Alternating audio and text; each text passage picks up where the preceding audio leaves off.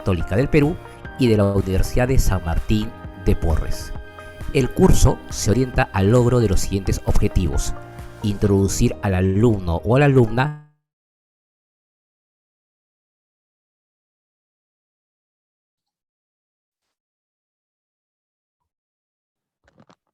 Muy buenas noches, estimados, estimadas. Mi nombre es Alexandra, miembro del equipo de Proyectos 024, quien tiene el honor de darle la bienvenida a la 19ª conferencia magistral, junto al doctor y miembro de Beta Gamma Sigma, Raúl Müller Prieto, en el que en estos momentos, si usted me lo permite, estimado, le voy a transmitir una pequeña transmisión que con mucho cariño el equipo de Proyectos 024 ha preparado para usted.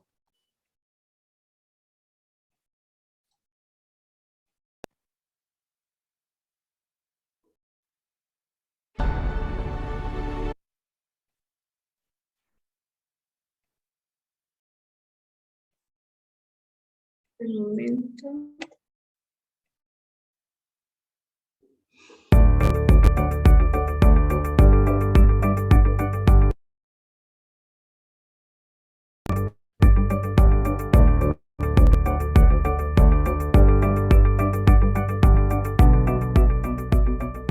Muy buenas tardes, reciban los cordiales saludos del equipo de Proyecto 024, que siguiendo con el ciclo de conferencias magistrales, tiene el agrado de darle la bienvenida a esta 19ª conferencia magistral, en la cual desarrollaremos el tema Amenazas y vulnerabilidad por ciberataque en entidades públicas y privadas y su impacto en los colectivos sociales, la cual estará a cargo del doctor Raúl Müller Prieto, quien es especialista en seguros con MBA y estudios en administración de empresas con especialidad en marketing.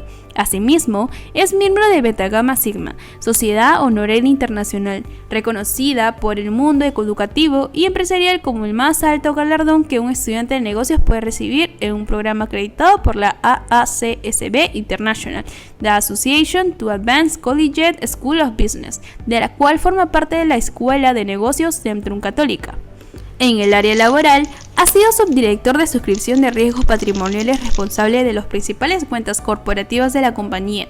También vicepresidente del área Heavy Industries, en el que proporcionaba asesoramiento y gestión de riesgo para los diversos clientes corporativos en sectores de gas, energía, cementos, hoteles, minería, comercio, ferrocarriles, servicios y logística.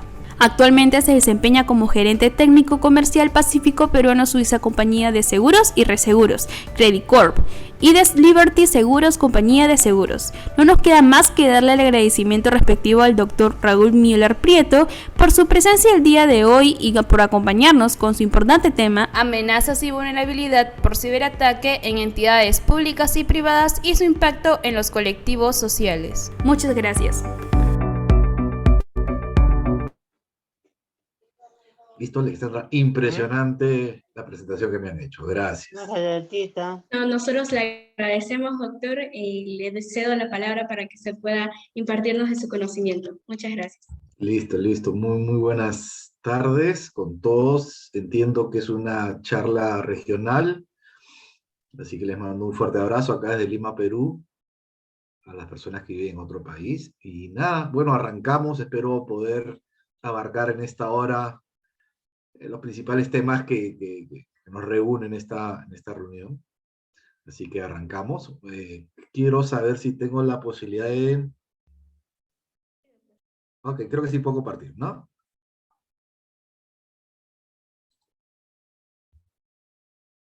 Un segundito.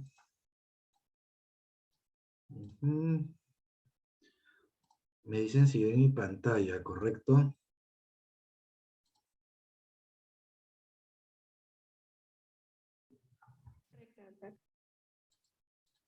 Alessandra, ¿se ve mi pantalla? Sí, doctor. Ya, perfecto.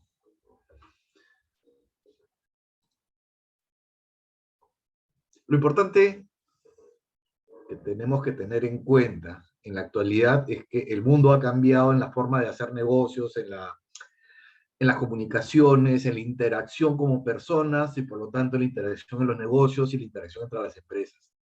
La globalización y la interconectividad está diseñando nuevos paradigmas de desarrollo de todas nuestras actividades personales y empresariales, reflejándose en el comportamiento del país.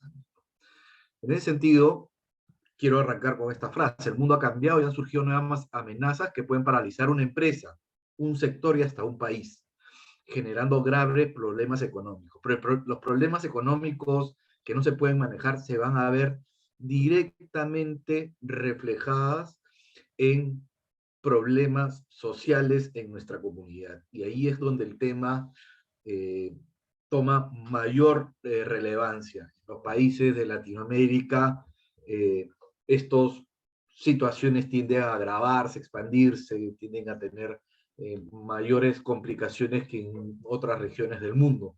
Es por eso que estas cosas nuevas, como los ciberataques que se están desarrollando en forma importante en los últimos años, tenemos que tenerle un enfoque mucho más claro.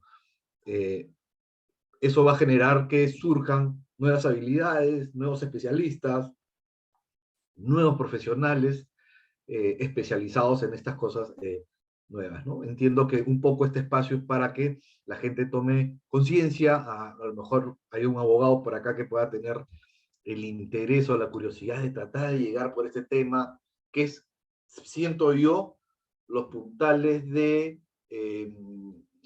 necesidades y exigencias que van a tener las empresas en muy corto plazo, en muy corto plazo. Entonces, no hay que perder el radar, hay que estar atentos. ¿Qué es lo que está pasando en el mundo empresarial? ¿Qué es lo que está pasando con el tema de los ciberataques? Porque se van a surgir nuevos requerimientos y tenemos que estar preparados a ellos como oportunidades de negocio y también como oportunidades de poder responder como personas en esas necesidades, ¿no? Quiero mostrarles, yo cuando vi esta página fue muy impresionante. Quiero ver si Alexandra me comenta si lo llegan a ver. Dame un segundito. Por acá. Quiero compartir. Lo tengo acá. Y ahora. Screen 3. Acá está.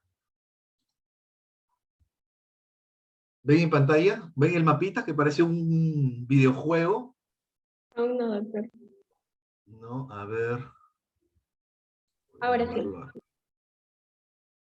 ¿Ahí? Sí, doctor, ahora sí. ¿Sí? ¿Se ve? ¿Se ve como si estuvieran mandando misiles? Ya, Sí, ok. ahora creo Sí. que he entrado a otra página que es correo. Ay, ¿están mis correos? No te puedo creer. A ver. Ya. Ahora sí ven el mapita. Ahora sí, doctor, la pestaña, agrándela para que se pueda visualizar. Exacto. Sí, no se ve. Ahora ¿Qué es lo que bien. estás viendo? Ahora bien, doctor. ¿Perdón? Ahora sí se Mapita, ve. el mapa. Sí, el mapa. Ok. Ok. La empresa que desarrolla este tipo de mapa se llama FAR-E, que es una consultora internacional con respecto a seguridad y tecnología a nivel global.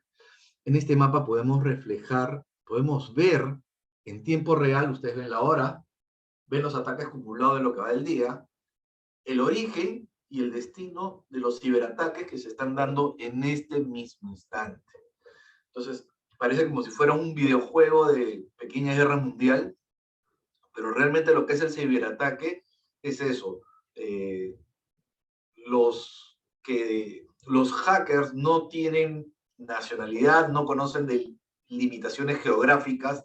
Realmente el campo de juego o de guerra es todo el planeta, y podemos ver muy claramente que dónde se originan, a dónde están atacando, y podemos ver acá en la parte de abajo el reporte de los 5 principales sectores de ataque que ha tenido el mundo en los últimos 30 días. Podemos ver claramente que son los seguros de los temas financieros, bancos, finanzas, cajas, municipalidades, cajas locales, compañías de seguros, service and consulting, principalmente consultoras de tecnología, telecomunicaciones, industria y seguros.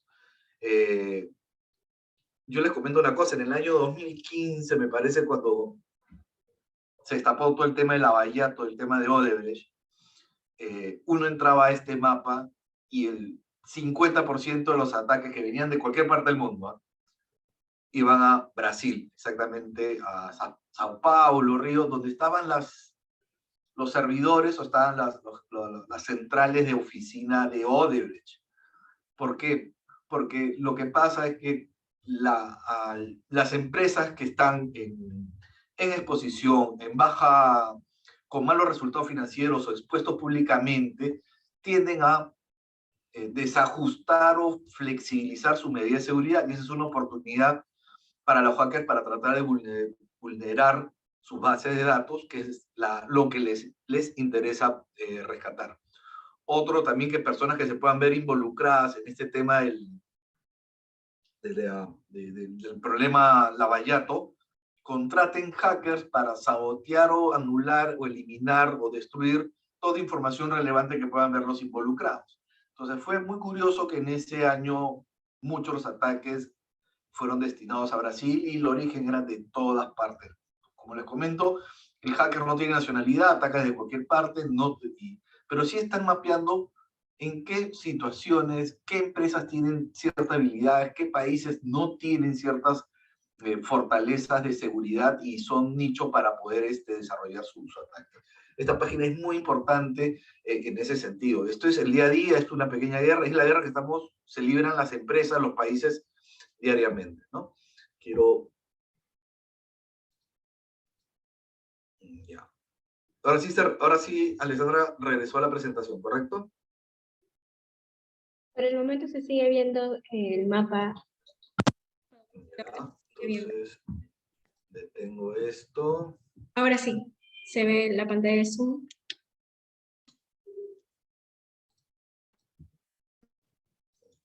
Ya.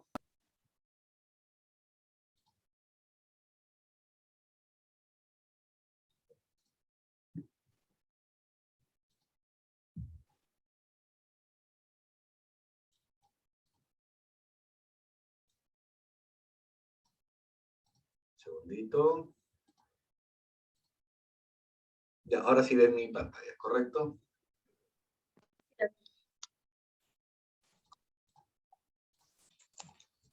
Es el mapa que les comentaba. Y ahora arrancamos. ¿Por qué hay en la actualidad, a nivel empresarial, a nivel personas, a nivel país, por qué hay cada vez más conciencia del tema cibernético? Principalmente son 5 razones que tenemos que tener en el radar, ¿no? La digitalización y avances tecnológicos, la integración a través de la forma de la tecnología, a través de las redes, bases de datos, la nube, la centralización de información para generar eficiencias dentro de las organizaciones. Estamos obligando a que todos estos procesos sean digitales.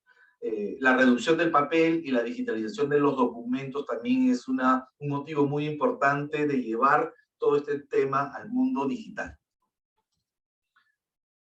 Aumento de normas y regulaciones es uno de los factores más importantes.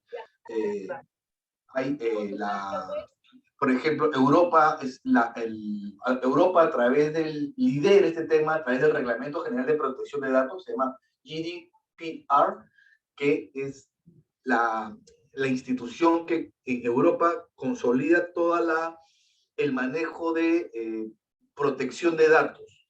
Exige a las empresas en Europa que inviertan en seguridad, que sean muy disciplinados con respecto a la gestión de datos.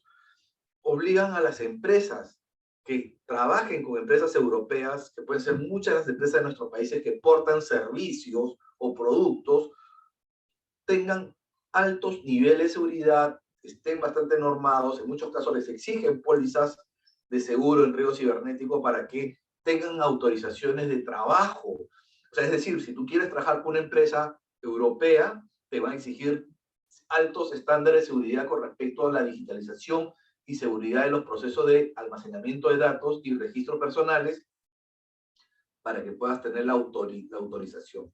El TLC también fue un factor muy importante porque ahí te ponen estándares de ciertos requerimientos de seguridad tecnológica para que tú puedas tener autorización de operar en determinados países. Este es uno de los principales factores que están obligando a tomar más conciencia el tema de los ciberataques, ¿no? Sectores, empresas, hay sectores, hay industrias, hay empresas que son de por sí, por sus características, target, objetivos de los ciberataques, por manejar buena cantidad de registro de datos, digitalización de datos de las personas, porque esto es lo que les interesa a los, ya vamos a ahondar más adelante, pero lo que le interesa a los hackers es la información de las personas. La información, el nombre, su documento de identidad, sus números de cuenta, información relevante que permita, a través de robots, tratar de acceder a sus emails, a sus redes sociales, a sus cuentas bancarias y tratar de sustraer dineros en ese sentido. Entonces, hay industrias, por ejemplo, las industrias de taxi, un Uber, un Bit, manejan bases de datos gigantes, entonces son targets en ese sentido. Otros sectores que manejan bases de datos en forma importante, pues son las clínicas con el número del paciente, porque no es que tengan solo el número del paciente, tienen el nombre del paciente, tienen el apellido, tienen los números de cuenta, porque hay una automatización, uno va a hacerse una consulta, se registra todo ese tema. Entonces, hay sectores estratégicos donde son muy sensibles a los ataques de los hackers en ese sentido. Presión de los stakeholders, accionistas, clientes, hay empresas hay instituciones para poder contratar contratistas o subcontratistas, les exigen altos estándares de seguridad con respecto al tema del manejo de las bases de datos. Entonces el entorno comienza a ponerse mucho más severo porque la gestión de datos es un tema muy, muy sensible y tanto a clientes como a proveedores con los que trabaja la organización exige altos estándares para que puedan tener la autorización de poder hacer negocios con ellos. Y finalmente la pandemia del COVID, lo que obligó es que las empresas de la noche a la mañana aceleren la transformación digital, porque la gente se fue a trabajar en forma remota, y las empresas y las personas que están trabajando de su laptop personal conectado al servidor de la empresa son obviamente puertas muy fáciles de vulnerar para los hackers y así ingresar a la base de datos de la organización y sustraer la información, bloquear, detener, paralizar y dañar severamente a las empresas. Entonces, esto obligó que las organizaciones cambien la forma de hacer el trabajo, inviertan en seguridad, realicen capacitaciones y reglamenten y normen más de los procesos con respecto a la gestión de data digital. Estos son los principales 5 factores por los cuales el tema del tema cibernético está tomando mayor relevancia y es las razones por las cuales las empresas están mapeando en forma más importante esta dinámica de negocio. Parece que hubieran hackeado, no se preocupen, pero puede parecer así una intrusión en el momento que un hacker entra a nuestra computadora o a la computadora de una empresa. ¿Qué es lo que pasa cuando un hacker vulnera los sistemas de seguridad de una organización? ¿Por qué es tan sensible? ¿Por qué una empresa o una entidad estatal o un colegio o una universidad o hasta nuestras propias computadoras personales se ven vulneradas? ¿Qué puede pasar? Si eres una empresa y un hacker ataca tu servidor y controla tu base de datos, la empresa no puede operar. La entidad pública no puede operar. Y si eres una persona, no puedes acceder a tus cosas. Entonces, si tú generas tu trabajo o una empresa se detiene, paraliza, está perdiendo ingresos. Mientras más te demores en tratar de solucionar este problema, más ingresos vas a perder. Entonces es un tema muy importante. Ya no, ¿por qué? Porque las empresas están automatizadas, ya no puedes regresar al proceso manual. Tu negocio se interrumpe, como digo, tu negocio se interrumpe, pierdes ingresos. Un tema relevante es que si esto es público, el tema reputacional de una organización se va a ver sumamente dañado. De mi posición crítica siempre ha sido... El doctor Ichi se está metiendo en mi charla. No hay problema. Entonces, el daño reputacional es un tema estratégico que las empresas tienen que vigilar. Una empresa que daña su reputación es una empresa que se está llevando a la quiebra en el mediano plazo. Vamos a ver que por la normatividad de la Ley de Protección de Datos, las empresas que se ven vulneradas y pierden la base de datos están en la obligación, no tanto legal, pero sí comprometida con las personas que confían en su base de datos en ser notificadas de que su data ha sido vulnerada y pueda estar en cierto riesgo, ¿no? Hay sanciones legales. La Ley de Protección de Datos, más adelante vamos a ver cuáles son las sanciones en función de unidades impositivas tributarias, que el Estado sanciona a las empresas que no gestionan correctamente y no toman las medidas de seguridad adecuadas con respecto a la data digital. Saber por qué te han vulnerado es el primer paso que las empresas, las organizaciones públicas, las universidades o cualquier organismo que gestione data es el primer trabajo que tienen que hacer para poder trabajar en el mejoramiento de su sistema de seguridad. Saber dónde están sus brechas. Trabajar en la identificación de las brechas es el primer paso para mejorar ese tema.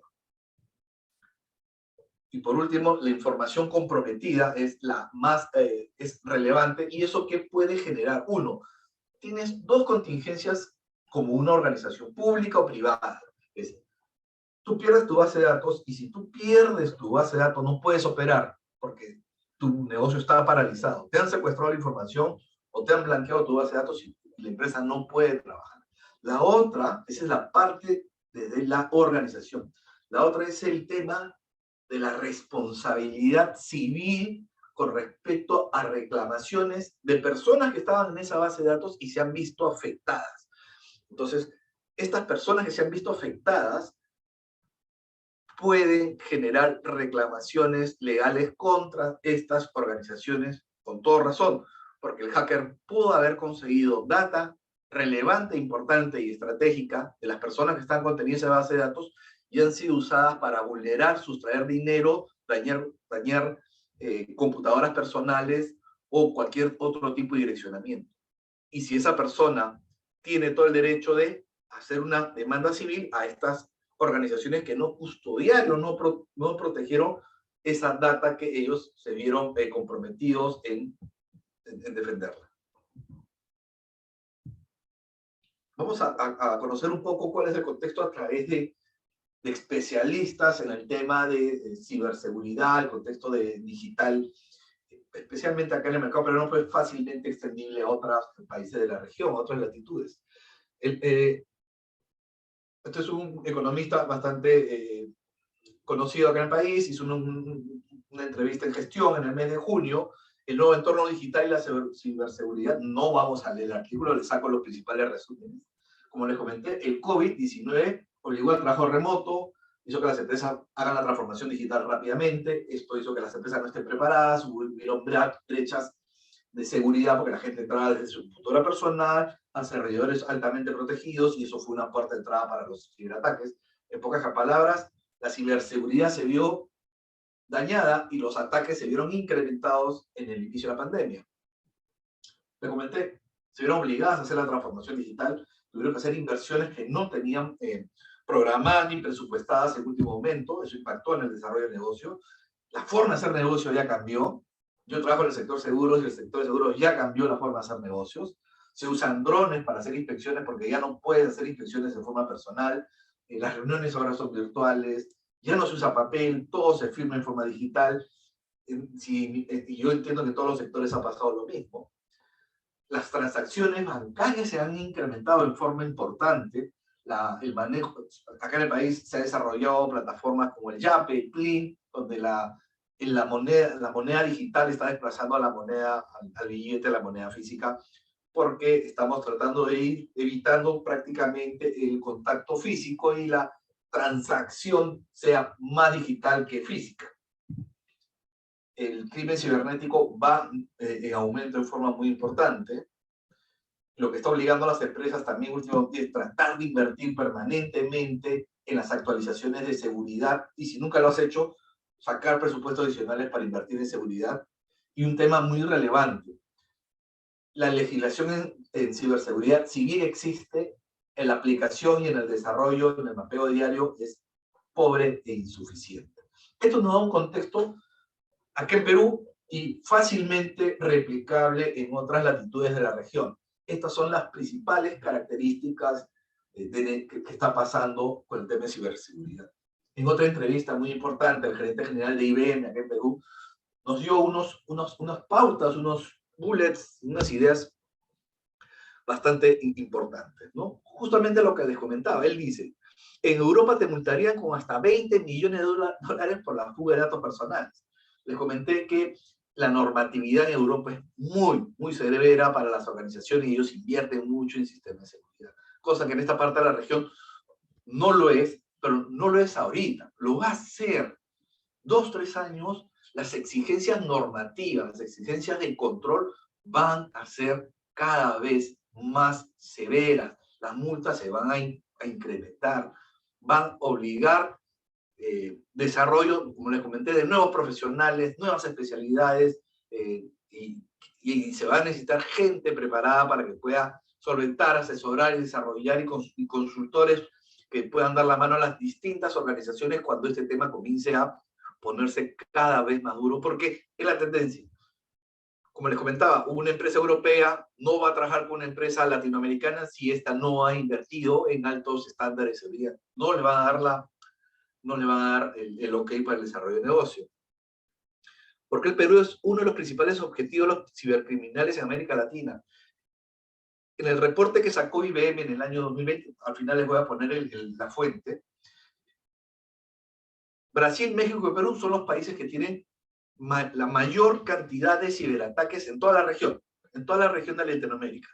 La diferencia es que Brasil y México son economías entre 4 a 5 veces más grandes que la peruana. Entonces, Perú, siendo una economía mucho más pequeña que Brasil y México, es una de las economías, es el tercer país con mayores ataques de ciberseguridad. ¿Y eso a qué se debe? Porque somos el país que menos protegido con respecto a ciberseguridad. Las empresas o no están invirtiendo lo suficiente en medidas de seguridad de protección de datos. Entonces, los hackers no son, ellos van a incidir en atacar a las organizaciones menos protegidas. No buscan, como dice el artículo, el botín más grande, sino ellos buscan dónde está, se rastrea en forma muy sencilla cuáles son las organizaciones y cuáles por dónde los países con menores exigencias de seguridad. Y esto va de la parte normativa, porque somos un país laxo con respecto a sanciones, controles y leyes con respecto a la ley de protección de datos. Obviamente las organizaciones en forma de espejo van a invertir menos en eso. Entonces somos un atractivo a nivel mundial para los hackers para poder penetrar las bases de datos y perjudicar en ese sentido a las empresas. Lo que les comentaba, por qué crece todo el cambio digital, la digitalización, todo ese tema. Y acá un poco lo que les comentaba al inicio de mi charla, ¿no? ¿Cómo se puede combatir este incremento de los ciberataques? Primero, tomar conciencia. Lo importante que es la ciberseguridad para la viabilidad de un país. Si las empresas y las organizaciones públicas no toman en serio la importancia de blindar y desarrollar altos estándares de seguridad y comprometerse con lo que dice la norma, la viabilidad de un país va a ser expuesta. Hay que tomar conciencia de eso. Como indica el artículo, la regulación no está preparada. Vuelve a nombrar la normatividad de ley de protección de datos de Europa, la GDPR, Europa. Tiene multas muy fuertes y el país que está tomando la vanguardia con respecto a homologarse a lo que está exigiendo el mercado europeo es Brasil, y eso lo arrancó este año a través de una ley general de protección de datos, que también la tenemos acá, que es muy similar en todas las regiones. El problema es que en la aplicación, en el control, en la supervisión y en la sanción, estos países, incluyendo el Perú, no son lo suficientemente fuertes para que las empresas y las organizaciones públicas tomen conciencia de esto. Entonces, yo les comento, esto no es un tema muy aislado, esto es lo que se viene y se viene en el mediano plazo. Entonces, hay que estar preparados con respecto a estos temas. Analicemos cuáles son los principales ataques que han habido acá en los últimos 5 años. El WannaCry, fueron 200.000 computadoras en 150 países. El WannaCry fue el primer ransom, no es el primero, pero fue el que puso la alerta en el año 2016 de lo que estaba pasando con los ciberataques.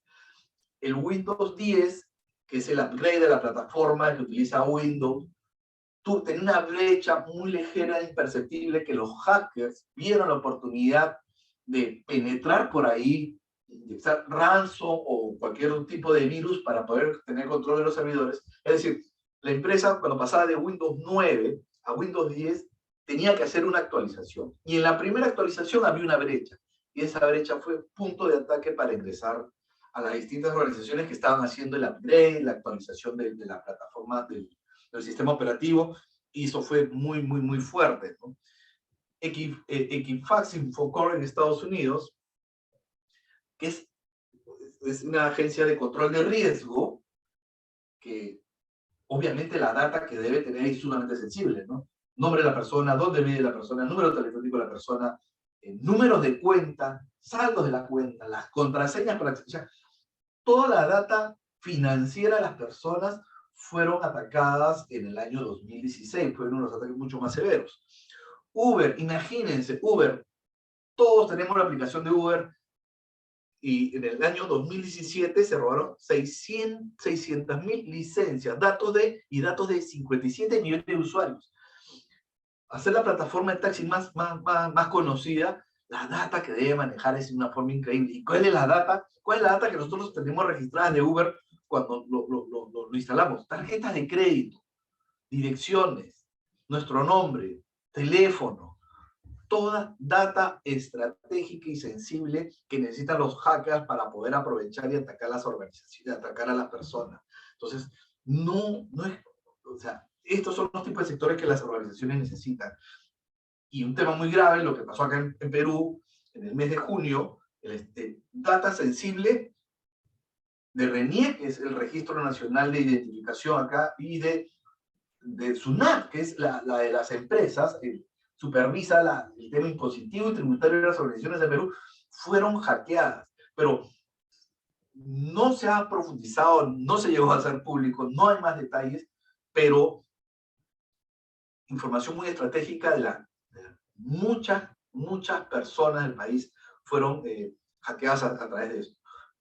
Obviamente que las organizaciones son las que dan la cara, pero muchas veces ellos no son los especialistas. La subcontratación, la contrata de especialistas, empresas de tecnología que administran esos temas, son las empresas que tienen mayor importancia y relevancia y son las que generan el interés de los hackers en los cuales necesitan ir a atacar. Y son las que administran la información de ciertas organizaciones públicas. Traté de averiguar, aterrizar más con respecto a la situación de la data acá en el Estado peruano. No se ha desarrollado más, debió haber sido pública. Si no tengo algo tan veraz, no lo quise poner acá en la presentación, pero es un tema muy sensible.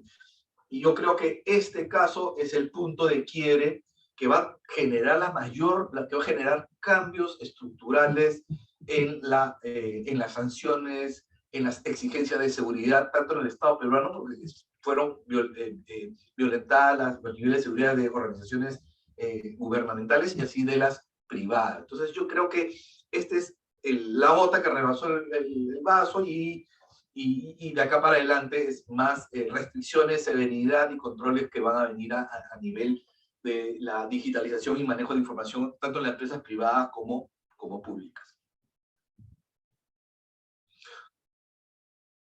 ¿Cómo funciona un proceso de ciberataque? Es una cosa muy interesante, se las vamos a mostrar en esta charla. Tenemos el mundo está totalmente integrado, tú accedes a la información del mundo a través de tu computadora personal, la interacción es permanente y diaria, y generalmente si tú eres una empresa, tu computadora está interconectada a un servidor que contiene la base de datos de la organización. Tu interacción de tu computadora con el mundo se da a través de distintas plataformas, redes sociales, aplicativos, sistemas operativos, que tienen determinados sistemas de seguridad que son los candados que ustedes ven.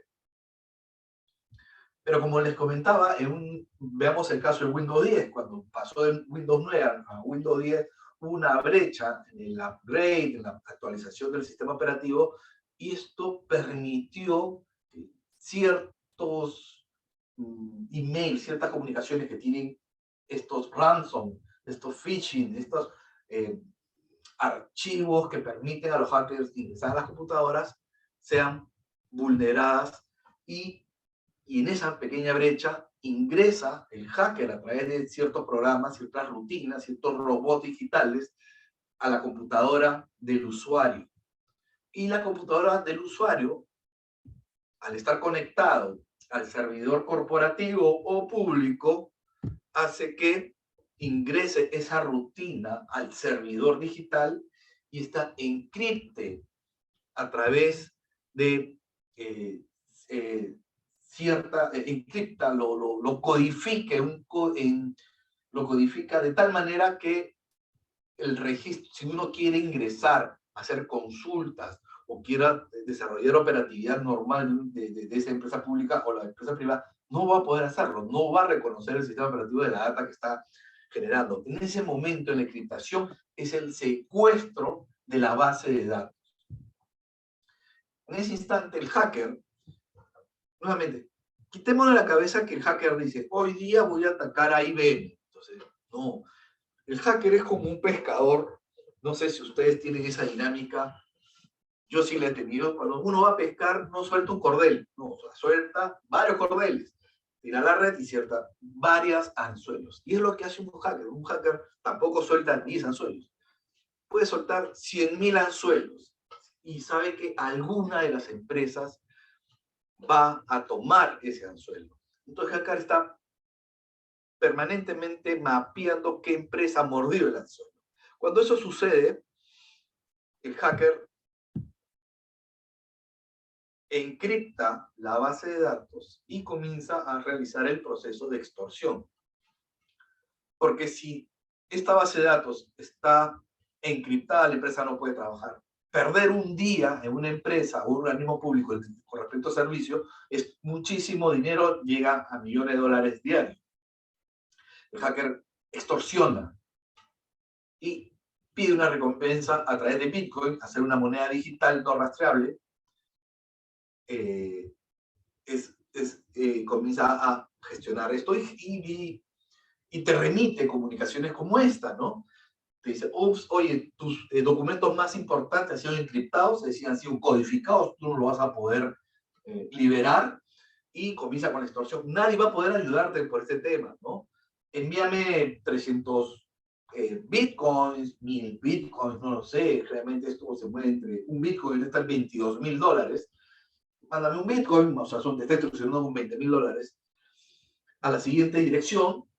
Entonces pero nadie te dice, nadie te debe garantizar de que si tú sigues todos los pasos del hacker, realmente te vaya a habilitar el tema de la información. Realmente esto es irrelevante. Entonces, lo importante es que las organizaciones no tienen por qué llegar a esto, ni las empresas privadas ni las empresas públicas. Porque en este caso, el gran 70-80% de los casos, los hackers no te devuelven la base de datos, porque el sistema de encriptación prácticamente destruye la base de datos. Entonces, muchas veces hay empresarios que tratan de pagar el rescate pero realmente pierden mucho de esto. Entonces, ya estás en un momento muy sensible, porque tú vas a hacer ahora, si pagas o no pagas, igual tu base de datos va a estar destruida, tu negocio va a estar paralizado, la empresa pública no va a poder dar el servicio y su tema reputacional se va a ver sumamente dañado, ¿no?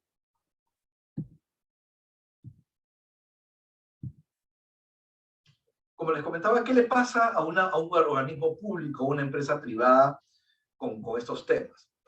Tiene su base de datos y con respecto al daño físico, o sea, tu daño físico es, la información puede ser secuestrada o tu información puede ser destruida. El hacker puede tener ese tipo de fines, secuestrarte la información o destruirte la información. En ambos casos, el consecuencial es que tu negocio o el servicio no se dé.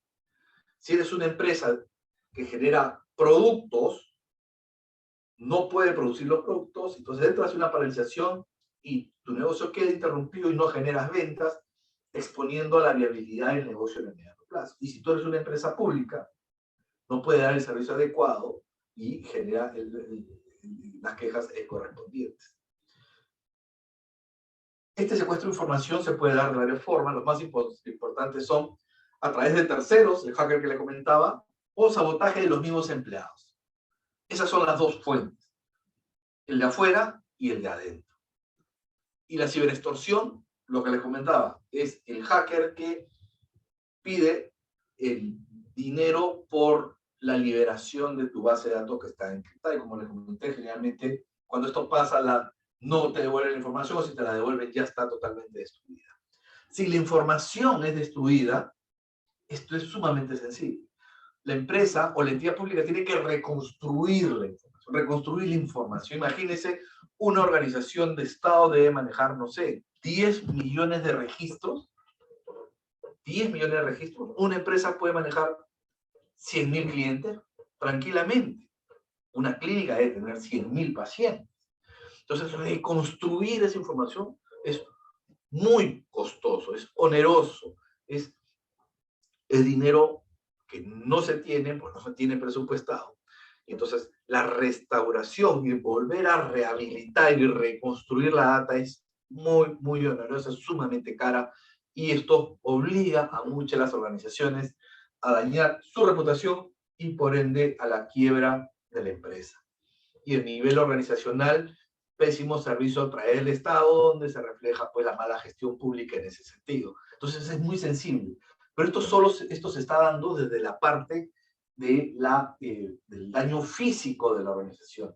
Pero tenemos que ampliar, porque el daño real, el daño consecuencial, se da en el ámbito de la comunidad, de la sociedad, de las personas que se han visto afectadas porque su data ahora es pública, su data está en manejo de otras personas. Entonces, ¿esto qué obliga? Que la organización, para poder mantener, cuidar y proteger su reputación, desarrolle ciertas estrategias de gestión de crisis. ¿Qué es una gestión de crisis? Armar un equipo de personas especializadas de tratar de solucionar el tema y dar una seguridad a través del ámbito público y a través de las comunicaciones. Se capacita rápidamente al gerente general, al gerente de marketing, al gerente financiero. Uno dice, tú habla por redes, tú habla mensajes en Twitter, sal dar la cara en televisión, tú andas radios. O sea, hay toda una estrategia de comunicación para proteger el daño reputacional de la empresa. Hay una capacitación, y esto cuesta dinero. La gente no lo va a hacer. Se contrata una empresa especializada en gestión de crisis y capacita. Tiene speech, tiene discursos, tiene mensajes de comunicación ya predefinidos para que el impacto no sea tal. Otro caso oneroso, contratación de estudios abogados especializados para el manejo de imagen, y segundo, para poder contener el incremento de reclamaciones civiles que se van a generar por las personas que se han visto afectadas porque esta organización no cuidó su información. La forma más sencilla, si esta organización tenía tu número, tu tarjeta de crédito, tu número de cuenta y el password de tu tarjeta de crédito, lo que va a hacer el hacker es utilizar toda esa data, entrar al banco y sustraer dinero. Si esa persona ve que hay una sustracción de dinero y sabe que solo esa información lo tenía esta empresa, esta persona puede realizar una reclamación civil. Y si estamos hablando de una organización que maneja una base de datos de 100.000 clientes, imagínense el dimensionamiento que va a tener con respecto a demandas. Y generalmente esto obliga a que las empresas se vean su viabilidad o su permanencia en el negocio sea bastante oscura en el mediano plazo.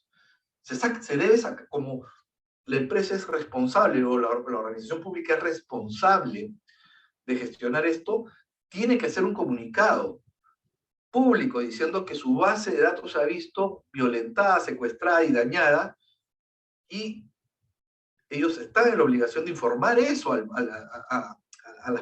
públicamente, para que las personas, es como que yo le preste dinero a una persona y si esa persona le roba, me tiene que decir, oye, no te voy a poder pagar este mes, me lo tienes que informar. Y eso es lo primero que deben hacer las organizaciones si su base de datos ha sido violentada. El segundo es llamar a cada una de las personas que estaban en esa base de datos y explicarle cuál es el problema que tiene la empresa en este tema, ¿no? Y segundo, monitorear, si va a monitorear financiera y bancariamente los registros y las cuentas de estas personas que estaban en la base de datos. Imagínense ese incremento de costos que se va a generar en tratar de decir esta empresa de 100.000 personas, vas a tener que llamar a 100.000 personas. ¿Tú la vas a llamar? No, tú no la vas a llamar. Las organizaciones deben contratar un call center especializados en el cual tienen que tener la coordinación y la estrategia de tener que comunicar a todas las personas que están en esa base de datos del problema que se está surgiendo. Acá podemos ver cuáles son los principales sectores. Vemos que el tema de industria es muy sensible a nivel mundial, abarca casi el 23% de las exposiciones. Esto es al reporte de 2021. ¿Por qué? Porque las empresas, las industrias, tienen grandes cantidades de proveedores y subcontratistas. Eso es nicho muy interesante de información de proveedores y subcontratistas, y muchas de estas empresas tienen propiedad intelectual, información de la propiedad intelectual. Entonces los hackers secuestran información y piden rescate para poder liberar, porque tu inteligencia comercial, tu secreto, si ya es público, realmente es bastante delicado la viabilidad de tu negocio en el mediano plazo. El segundo tema son los bancos. Los bancos, pese a ser uno de los sectores con mayor ataque a nivel mundial, lo interesante es que ellos invierten en forma muy, muy, muy importante en seguridad. Entonces, si va un hacker y quiere atacar una base de datos de un banco, es bastante probable que no lo vaya a lograr. Pero igual los bancos siguen siendo nichos muy importantes de ataque. Professional Business Service. Especialmente estudios de abogados, empresas de asesoría y consultoría en tecnología son nicho importante de los hackers para poder captar la base de datos de clientes. Tienen base de datos bastante extensas. Retail, mayoristas y minoristas pueden ser tiendas como supermercados, centros comerciales, porque tienen gran cantidad de base de datos correspondientes a clientes asociadas a tarjeta de crédito y claves, ¿no? Y también es importante porque manejan una cadena de suministro bastante amplia, que va desde del fabricante, proveedores, subcontratistas, contratistas y clientes. O sea, en los retailers es nicho muy importante de los hackers, porque tienen diferentes ámbitos de base de datos que son apetito de los hackers en ese sentido. Las clínicas también. Las clínicas tienen base de datos de pacientes. Nuevamente, el paciente tiene el nombre, la tarjeta de crédito, tiene claves, entonces es muy, muy, muy importante. Información muy relevante que es apetecible para los hackers en ese sentido. Por ejemplo, este es un ejemplo de una universidad que fue hackeada en Latinoamérica. Los hackers entraron a la base de datos, sustrajeron la base de datos de 10.000 estudiantes. Obviamente que la data que le interesa a los hackers es el nombre del estudiante, el número de cuenta, porque los estudiantes pagan, es una universidad privada, entonces había números de cuenta asociados para hacer el cargo automático a través de tarjeta de crédito, lo que sea, 10.000 estudiantes, una base de datos de 10.000 personas. Entonces, hubo el hackeo, en este caso la universidad no pagó el rescate, no se dejó extorsionar, tomaron medidas adecuadas, tenían una póliza de ciberseguridad, en la cual blindaron todos esos gastos irrelevantes. Pero imagínense si no hubieran tenido una póliza que hubiera blindado y si no hubiera tenido también ciertas medidas de seguridad con respecto a protección de ciberseguridad. La gestión de crisis, que es lo que le comentaba, contratar una empresa que capacita a los principales funcionarios con respecto al speech, al discurso que tienen que dar públicamente, costó $44.000. Monitorear el crédito, es decir, entrar, monitorear a los 10.000 alumnos sus cuentas en cada banco y ver que no existan movimientos irregulares. Notificar y llamar a través del call center a los 10.000 alumnos, a los 10.000 papás de los alumnos, para poder explicar que la base de datos se ha visto vulnerada, pero ellos están tomando las medidas adecuadas para que esto se agrave. Reconstruir la información, que creo que fue lo que pasó. No pagaron el rescate, la información fue destruida y la universidad se vio obligada a reconstruir la data. Casi $200.000 es la reconstrucción de la data de los 10.000 alumnos. ¿Estamos de acuerdo? Reconstruir la data es sumamente oneroso, es muy, muy caro. Muy pocas empresas son especializadas en eso. Entonces, volver a reconstruir la data, esos datos relevantes de cada alumno es sumamente caro. Y la contratación de estudio de abogado, que abarcó el $52.000 para poder frenar las potenciales demandas que podría tener la universidad. Solo este evento llegó a los $400.000. Entonces, pero esta universidad pues tenía un seguro de riesgo cibernético, tenía importantes medidas de seguridad, tenía un plan de contingencia. Imagínate si es una organización mediana latinoamericana, no tiene la capacidad para poder afrontar con $400.000 y generalmente estas empresas terminan cerrando. Cierra una empresa que contrata personas, que de estas personas hay familias, el tema de ciberseguridad es muy relevante porque la paralización de una empresa es el cierre de una organización y son varias familias que se ven afectadas. Entonces, es un tema relevante. Como les comento, esto va a ser muy, muy importante en el corto plazo, ¿no? Pero, ¿qué es lo que pasa con las empresas actualmente? ¿Por qué creen? ¿Por qué no se preocupan? Uno, generalmente las organizaciones creen que una intrusión, un ataque, una violación de su base de datos no le va a pasar. El director del FBI, Robert Mueller, comentó, solo hay dos tipos de organización, las que han sido atacadas y las que van a ser atacadas. No hay organizaciones que no se van a ver libres de esto. Esta es la dinámica de la modernidad digital en la actualidad. Todas las empresas van a llegar a ser atacadas, todas las empresas deben invertir en seguridad digital, si no la exposición es muy grave. La segunda es, creen que su base, su área de ingeniería de sistemas, su área de IT, es suficientemente robusta para poder garantizar protegerse de estos ataques, de esta brecha. Realmente es irrelevante, no tiene sentido. Tú, para que puedas tener la capacidad de poder rechazar ese tema, tienes que estar invirtiendo fuertemente en seguridad y es una ilusión realmente.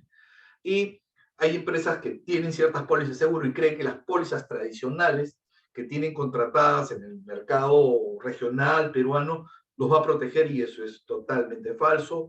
En el tema de seguros, que es mi especialidad, hay pólizas muy puntuales de ciberseguridad que amparan estas cosas, pero las que contratan en forma tradicional no lo van a tener. Lo que les quiero decir es que cuando una empresa, que yo lo he visto, ya se ve expuesta a este tema de acá, las decisiones ya son demasiado tarde y por lo general la viabilidad o el golpe en reputación, en desarrollo de economía, en la sostenibilidad de negocios es muy, muy, muy precaria y creo que pocas veces llega a salir adelante. Vamos al tema de la regulación. Acá en el Perú, esto está normado por la Ley de Protección de Datos Personales, la Ley 29733, con su Reglamento Decreto Supremo 3/2013. ¿Ok? Principales conceptos: datos personales. Es la información numérica, alfabética, gráfica, hábitos personales o cualquier tipo de información relevante particular que personaliza a la persona, vale la redundancia, que la vuelve particular. ¿Qué es esto? Tu nombre, tu apellido, tu DNI, dónde vives, edad,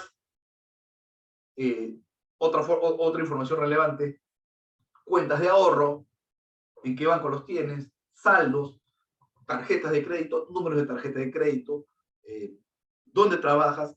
Ese conjunto de datos personales forma un registro. Un registro. En mi caso mi dato personal es Raúl Müller Prieto, DNI 0963773, trabaja en tal sitio, tiene su cuenta en tal banco. Ese dato personal está registrado, es una línea, y esa línea yo se la he autorizado a ciertas organizaciones, que es lo que todos vemos. Cuando damos nuestros datos, tenemos que firmar y dar el consentimiento que nuestra data va a ser gestionada por estas organizaciones. Entonces, muchas de estas son las autorizaciones que nosotros estamos aceptando en ciertas organizaciones cuando compartimos este tema.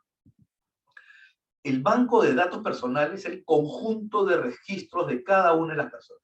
El conjunto de varios registros de varias personas forman un conjunto de banco de datos. Están organizados, tienen un sentido, están estandarizados, están autorizados por el gobierno, cuál es la información, para qué vas a destinar esa data relevante. Tampoco la data debe estar relacionada a la actividad de la organización. Tienen que tener coherencia con la actividad de la empresa. Hay toda una normatividad detrás de esto de acá. ¿Y cuál es la autoridad competente? Es el Ministerio de Justicia, a través de la Dirección Nacional de Justicia.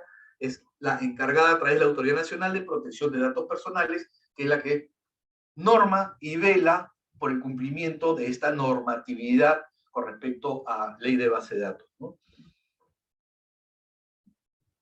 ¿Cuáles son los principios que rigen esta idea? Principio de consentimiento. Es decir, nosotros, que somos un registro, hemos autorizado conscientemente, a través de la firma de un documento, que cierta institución, cierta organización, cierta empresa, le estoy proporcionando mi data. Esa es la contraparte. Porque si yo quiero trabajar, o sea, si esta empresa me da un servicio, yo le doy mi data, y esta empresa está en la obligación de velar, proteger, custodiar y ser responsable con respecto de velar por la seguridad de esa información, que no haya información de terceros. Entonces, eso es principio de consentimiento. Nadie puede tener mi información si yo no lo he autorizado. Y ahí está el delito. Un hacker, si se roba mi base de datos, mi registro, está cometiendo un delito, porque a ese hacker no le ha autorizado el manipuleo ni la gestión de mi información. Principio de finalidad. La empresa, al tomar mi registro, debe informar para qué lo está haciendo, ¿no?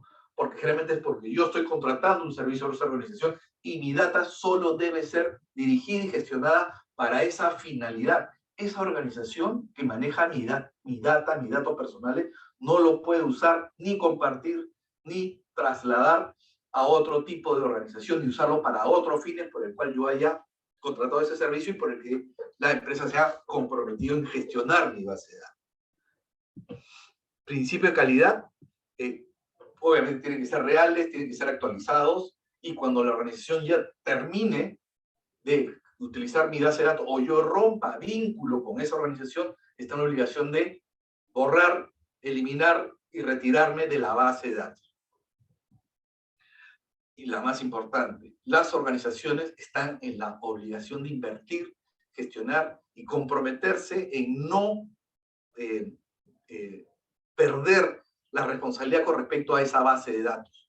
Evitar que esta data sea violentada, sustraída o raptada por terceros. O sea, lo más importante es que la empresa es la que debe velar por la seguridad y confidencialidad de esta información, que es sumamente relevante. Si la organización se ve vulnerada y se hackea esa información, está cometiendo un delito, por más que sea la víctima, por más que el hacker entró y él se sienta la víctima, pero él era responsable de velar por esa información, porque sus sistemas de seguridad no eran los adecuados, porque sus prácticas de tecnología no eran las correctas, porque no invirtió en seguridad. Entonces, él es responsable de esa situación. Y en ese sentido, está comprometido en hacer todas las acciones posibles de poder recuperar o por lo menos informarme de cuál es la situación que está pasando. Como les comento, la conclusión es: la entidad portadora de la información es responsable de custodiar, proteger y gestionar correctamente esta data. Medidas de seguridad básicas que las cuales estas organizaciones deben proteger mi data tienen que tener claves, contraseñas, tokens, ver la trazabilidad, es decir, para qué lo usas, en qué momento lo usas, a qué hora, para qué fin, en qué momento lo dejaste de usar. Hay que ver la ruta, el mapeo de para qué estás usando esta información. Y nuevamente, tener claro que las medidas de seguridad que la organización esté aplicando para la protección de estos registros sean las adecuadas para su tipo de negocio, sean las correspondientes, sean actualizadas y sean las más dinámicas para poder contrarrestar esta vorágine de ataque de los hackers que se da actualmente en el mundo empresarial y en el mundo público. Y aquí entramos al tema de las sanciones e incumplimientos. Tenemos infracciones leves, las graves y las muy graves. Todas están relativamente direccionadas a incumplimientos de seguridad. Por ejemplo, infracción leve, tratamiento y cumplimiento de medidas de seguridad. Ok. Va la entidad pública, te hace una auditoría a la empresa e identifica que sus sistemas de seguridad no son los adecuados, pero no ha tenido todavía un ataque público. Entonces, en ese sentido, la multa puede ir de 0.5 hasta 5 IT, que son aproximadamente 20.000 soles, 22.000 soles. Esa es la ley. Es decir, te hago la auditoría y digo, oye, tu sistema de seguridad no es bueno, mejóralo, invierte en seguridad, toma 20.000 dólares. La infracción grave es si usa esa base de datos comprometida y lo usa para otros fines, o amplía servicios que yo no he autorizado, o se lo traslada a otra organización en forma comercial. Es decir, una organización vende su base de datos a otra organización. Eso es grave, es una infracción grave, es ilegal. Entonces, ahí las multas pueden llegar hasta 50 UIT, 207.000, 215.000 soles. Y las más graves es, no tenías tu sistema de seguridad adecuado, te hackearon, te robaron la información, la base de datos de clientes, proveedores que tú tenías está expuesta y tú no has tomado las medidas correspondientes de llamar, informar públicamente, hacer gestión de crisis, notificar y monitorear. Entonces, eso es muy, muy grave. No has tomado las medidas responsables que estabas obligado, que te habías comprometido en desarrollar con respecto a las personas que están en tu base de datos. Las multas pueden llegar hasta 415.000 soles, que son aproximadamente 100 UIT. La norma es bastante estándar, la norma a nivel de Latinoamérica es bastante parecida. El tema es que las organizaciones gubernamentales no tienen los equipos por el momento, no tienen las prácticas y no tienen las herramientas para poder estar mapeando en la actualidad este tema. Lo que le comentaba en un inicio, creo que después del caso de la brecha de información que hubieron en las entidades gubernamentales en el mes de junio, es el punto de quiebre para que este tema comience a cambiar. Se va a comenzar a tomar medidas más fuertes, más severas con respecto a este tema, ¿no? Exactamente una hora, así que pasamos, no sé, Lucho, tenemos 15, 20 minutos, bueno, lo que necesite con respecto a preguntas. Bueno, quería agradecerte, Raúl, por la gentileza de acompañarnos el día de hoy, sobre todo con un tema de verdad tan importante actualmente, como usted lo señala, y de hecho que obviamente es el tema del futuro, sobre todo vinculado también al ámbito del derecho penal, porque obviamente el tema de ciberseguridad y el tema de cibercrimen va justamente de la mano. No sé si existen entre los participantes que nos acompañan el día de hoy algún tipo de consulta, pregunta que se le quiera formular a Raúl, por favor, con esta brillante exposición, por favor. Acá cuando oí dos cosas, o todo está claro, o justamente todos estamos justamente en un inicio de algo que yo también estoy aprendiendo bastante de Raúl, y yo sí quería preguntarte una cuestión, sobre todo a propósito de estos eventos que tú señalabas ahora último, ¿no? Que partió este cuestionamiento de la propia base de datos de la PCM, ¿no? ¿Cuál sería justamente el tema de las medidas más urgentes que el propio Estado, ¿no?, debería justamente tomar en el ámbito justamente de protección de los datos, obviamente a través de sus plataformas digitales que tanto obviamente se promocionan, ¿no? Entonces, ¿cuáles son las medidas inmediatas básicas, obviamente, que el tema ya como Estado, ¿no?, obviamente debemos orientar, sobre todo porque el Estado también tiene una data personal bastante importante de todos sus ciudadanos, ¿no? ¿Cuáles serían tus principales recomendaciones o observaciones que podría justamente alcanzar, Raúl? Sí, gracias, Lucho. Yo les garantizo que en el tema de Estado, el Estado no es el especialista en este tema. El Estado no es el Estado es la máscara, es el front frente a la sociedad de la normativa. Pero los que están detrás, o sea, la subcontratación, los proveedores de la gestión de data, tienen que ser empresas tecnológicas de alta eficacia, eficiencia y de proba reputación con respecto a esta gestión. Yo estoy más que seguro que la filtración de datos del PCM no fue al PCM, fue a los proveedores que gestionan esta data. Entonces, yo temo que las características de contratación. En el tema de tecnología tú no puedes decir, vamos a contratar al más barato, ¿no? O sea, el sistema es medio perverso, el sistema de contratación de proveedores en el Estado. Tú no puedes hacer eso. Esto es muy delicado. Tú tienes que, el tema de precio es importante, pero el tema de la reputación, la experiencia, el backup internacional, la gestión que haya realizado en otro tipo de gobiernos, es lo que debe garantizar que la subcontrata, Lucho, los proveedores que gestionan esa data para la entidad pública, son los que deben velar por eso. Por ahí ha sido la filtración. No creo que la filtración haya sido directa al PCM, porque la entidad gubernamental es solo la máscara. Ellos están en la parte la parte de la dinámica externa, pero la gestión de protección, esa la da la subcontrata de tecnología y la gestión de base de datos. Por ahí es donde, y esto es una empresa privada. Entonces, a esta empresa privada es la que le cae directamente esta normativa. Entonces, ellos son los responsables de poder, o sea, y en el futuro, no sé, ser mucho más expedito con respecto a la experiencia, calidad y características de estas empresas que velan por la información relevante de las entidades gubernamentales, ¿no? Correcto. Raúl, acá hay una pregunta por el Facebook, ¿no? Del señor José Pantoja, que nos pregunta si la normativa vigente exige la implementación de ciberseguridad a las MIPES. La norma sí abarca para todas las empresas que gestionan base de datos, incluyendo pymes, MIPES, empresa grande, empresa pública y privada. O sea, sí, la ley abarca para todo tipo de organización que gestione data particular y base de datos. Yo entiendo que no hay excepciones en ese sentido.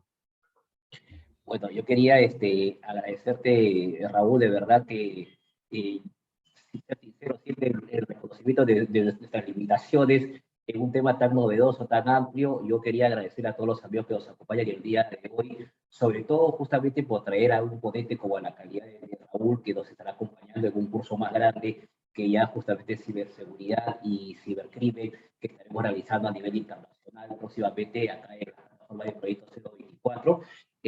Raúl, quería justamente nuevamente reiterarte el agradecimiento del equipo de 024 y hacerte un pequeño reconocimiento virtual, como siempre hacemos a todos nuestros ponentes. Ojalá te pueda justamente gustar. Es un pequeño reconocimiento que te hace el equipo de Proyecto 024. ¿Me permites justamente unos minutos, por favor? Ojalá te pueda justamente gustar este pequeño reconocimiento.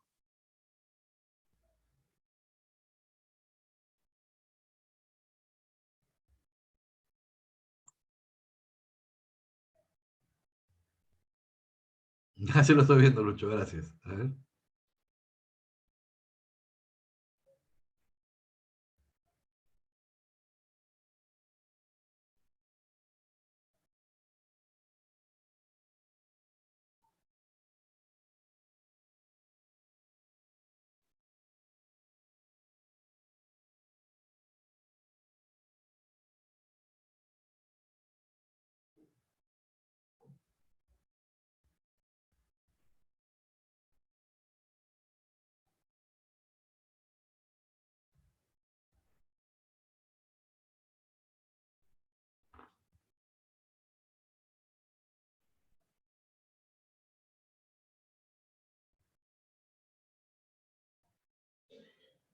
Gracias, Lucho.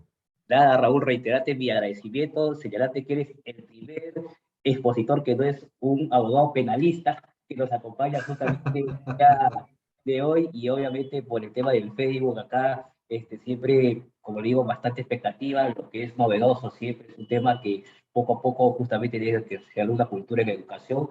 Todo, nota de tu correo electrónico, todo, invitarte a comprometerte en el próximo evento internacional que vamos a realizar sobre ciberseguridad, cibercrimen, porque justamente es un aspecto bastante importante que hay que difundirlo, no solamente en el tema internacional, sino a nivel nacional, que justamente que ya no se explotan todos estos temas de afectación a derechos fundamentales, ¿no? De tus datos personales. Te reitero mi agradecimiento una vez más y te dejo para que puedas despedirte del público que te acompañó el día de hoy. Gracias, Lucho. Sí, amigos, veamos esto como una oportunidad. el mercado está demandando especialistas, ustedes que son del ámbito legal, especialistas legales con respecto a la gestión de ley de protección de datos y todo ese tema de contingencia de ciberseguridad.